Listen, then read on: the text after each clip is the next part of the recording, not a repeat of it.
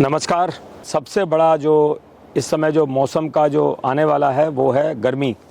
और गर्मी में क्या रहता है कि गाय को, हमारी जो देसी नस्ल है, हालांकि इसको एक बात तो पक्की है कि ये भारतीय जो हमारी गौवंश है, इस भारतीय गौवंश को हमारे ही तरीके से है, जैसे हम गर्मी में सहन कर पाते हैं उतना गर्मी ये भी सहन करती है। लेकिन उसके बावजूद भी इसको हरियाली चाहिए, इसको खुलापन चाहिए, इसको मिट्टी भी चाहिए नीचे। आप देखते हैं कि कुछ गाय हमारे पास भी ऐसी हैं जिसको जो पक्की टाइल वाली जो जगह है ना, वहाँ नहीं रहना है।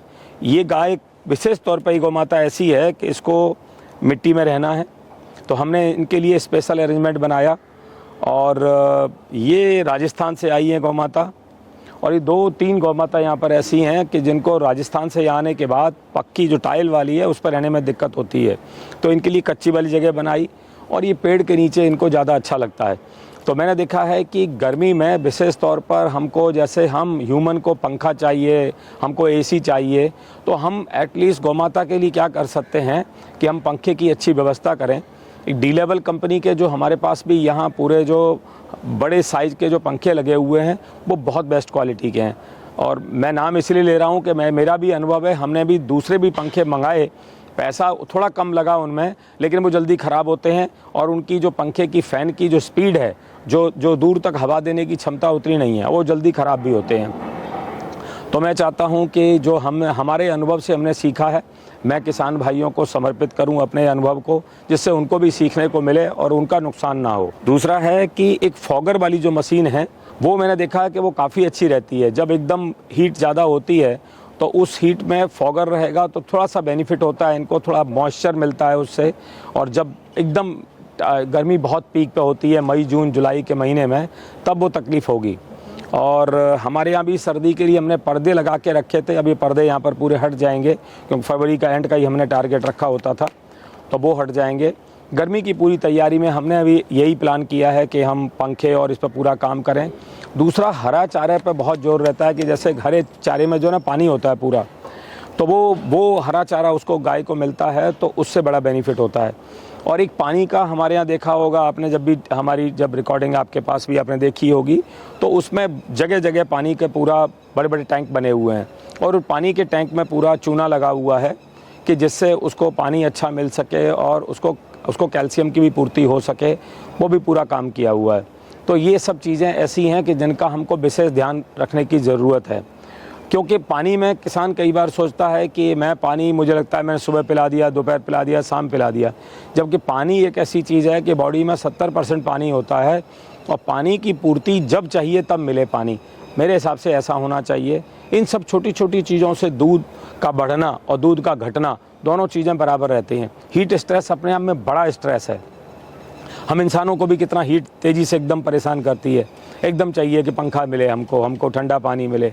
तो हम इसी तरह से हम गौ माता को भी समझ के चलें तो बहुत बड़ा समाधान हो सकता है। और बरसातों में आप देखते हैं कि बहुत सारा जब जैसे ह्यूमिडिटी होती है तब बहुत सारे जीवाश्म नए नए आ जाते हैं, तो हम तो अभी भी गर्मी और बरसात की साथ साथ तैयारी कर रहे हैं। अगर उसकी तैयारी नहीं करेंगे तो टाइम निकल जाएगा। और मैंने इसमें देखा है कि गौपालन में सबसे ज़्यादा ज़रूरी है प्लानिंग, क्योंकि मैनेजमेंट की प्लानिंग अगर आपने नहीं की तो फिर आपके पास टाइम से सब कुछ नहीं हो पाएगा। सफाई का भी बहुत अभियान चलाने की ज़रूरत है। और गर्मी में विशेष तौर के कीड़े भी आ जाते हैं, तो वो उन कीड़ों के लिए भी हमको समाधान करने की ज़रूरत है, नहीं तो वो गौ माता को परेशान करते हैं और उससे फाइनली उससे भी दूध घटता है। किसान को हमेशा उसके आमदनी, उसके प्रॉफिट और उसके लॉस के आकलन से देखें तो हमको एक एक पॉइंट पर काम करने की ज़रूरत है। और जैसे आप अच्छा फीड देखें तो आनंदा का जो खुद का जो फीड प्लांट भी है, यहाँ पर हमने पीछे भी कई बार आपको दिखाया, और यहाँ मिनरल मिक्सचर और पूरा फीड में जितनी पूरा न्यूट्रिशन जो दिया जाता है वो गौ माता को विशेष तौर पर ज़रूरी है, क्योंकि वो न्यूट्रिशन नहीं मिलेगा तो गाय जो गर्मी की जो हीट है उसको बर्दाश्त नहीं कर पाएगी। तो मैंने कुछ पॉइंट्स आपके साथ रखे हैं, साझा किए हैं। मैं उम्मीद करता हूं कि मेरी बातों को आप अगर गंभीरता से लेंगे, समझेंगे, तो जो हमने अपने अनुभव से सीखा है, हमारा एक ही संकल्प है कि हमारे हर अनुभव को हम आपके लोगों के साथ साझा करें, जिससे हमारे किसान भाइयों को, हमारी बहनों को वो कठिनाई का सामना ना करना पड़े जो हमें करना पड़ता है। तो हम इसी मकसद से हम ये अपना अनुभव साझा करते हैं आप लोगों के साथ। और मैं हर वीडियो में आपको बताता हूँ कि गाय का जो लालन पालन है, इसके साथ में गाय की ब्रीड पर ज़रूर चिंतन करें।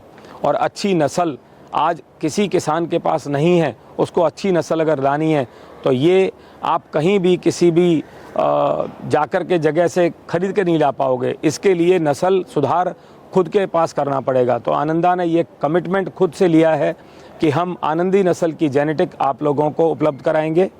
और ये जेनेटिक चालू हो गई है। पहले हम अपने फार्म पर हमने अभी तक करीबन 20 एम्ब्रियो अपने फार्म पर गौ माता में धारण कर चुके हैं। और उन धारण कराने के बाद हम उसकी पीढ़ी भी करा रहे हैं। जैसे ही पीढ़ी का अगला रिजल्ट आएगा वो हम आपके साथ अनुभव साझा करेंगे। और मैं उम्मीद करता हूं कि ये एक तपस्या है और ये तपस्या अब शुरू हो चुकी है और इसके रिजल्ट भी जल्दी हम आप लोगों के साथ साझा करेंगे। बहुत बहुत धन्यवाद। आनंदा आनंद करो।